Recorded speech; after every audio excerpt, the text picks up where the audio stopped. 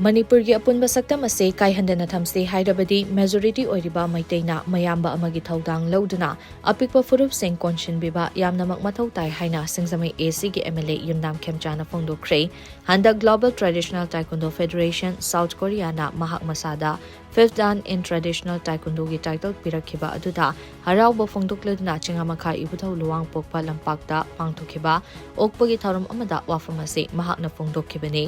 okpagi thorum aduda mahakna hai haujikti lamdam asida tangdulai taba tapna hanjilakle chahi amamukki mamangdadi tangdulai taba puraknaba hotnase hek hairubaga asawba wahaina hekta laushilai madu matam aduda oikhiba phibamnani haina lauraga haukiba pumnamak kautoktuna Furup amana amabu ngakpiba amadi thazaba semgatpa mathau tai tangdu laitaba purakpa natana lamdam asida leiriba furup sing punshin bangamloi Meitei na chinglambi fauduna chatpa ngamdre chap manana kuki singsu tampakta kumtharakpa ngamdre masigi maru oiba maram ase atei karisu nate amana amada leiramba thazaba ado mangkhibadagini amana ama yeknaba oina uriba phauba makoisu lakpa ngamloi aikhoisu chatpa yaroi maram aduna pau phaudok nadaba Bab tanadaba pumnamak paminaraga wari sanaba changi wari sanaba natana santainaba purakpa ngamloi haukiba matamda sauningba kaya laikrabasu pumnamak adu kautoktuna wari sanaba haurasi haina mahakna makha takhi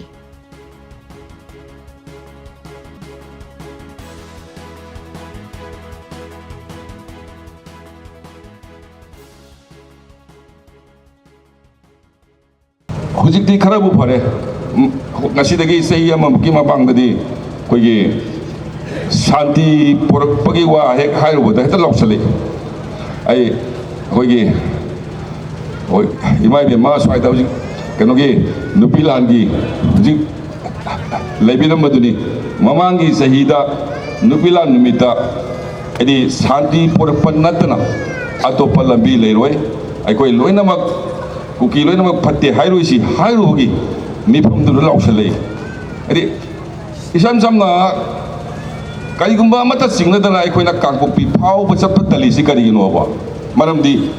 hairiba kuki gi sinau sindu ba ekoiga thajana dabagi neba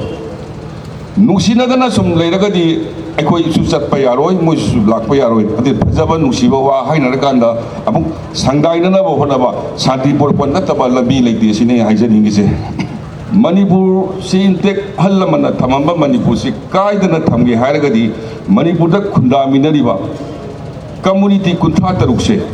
sina Manipur si kanbalakbani aduna aikoi community kuntha tarukse punna nusi chanana leiminaba ama changi sini ana nusi chanana leibada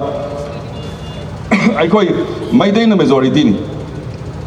Big brother ki big sister ki role do ekoi da logda kana logoni aduna wakhal phadara kanda sauning ba kaya le su koi